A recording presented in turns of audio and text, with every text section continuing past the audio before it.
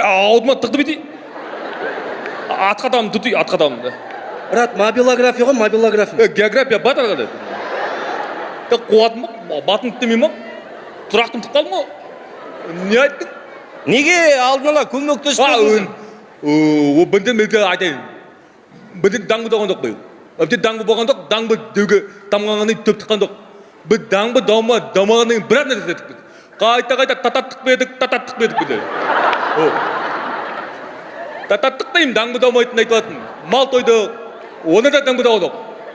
О, даңбыға дауып, құнарлы төп тұқпағаннан кейін мал қытылып аты. Мен етем о. Кешірім сұрайым, мен қазір сіздің мұнда сөзіңіз түсінбей, мен кішкене кеудем ашып тұр, неге десе, өйткені мұн жерде сіз жоғарда отқан ағалар неге мұна қазақ тілінде неге сөйлемей, қазақ тілін менсінбей, өзге тілде шүлдірлеп, түсініксіз тілде сөйлейсіздер. Тілдіге жаны ашымаған, ұлтына жаны ашымаған, қырылып жатқан малына қалай жаны ашиды?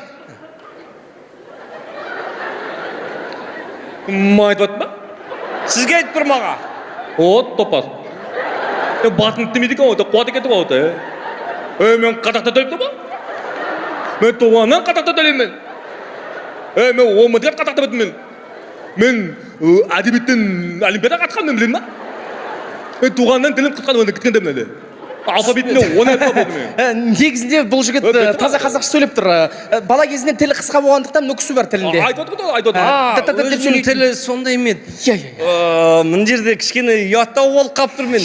Артыма қарайымнай тұрғандай. Аға, ренжімеңізші, кешірім сұрайым. Ренжіп қалдым тағын. Ренжімеңіз, аға, мұн жерде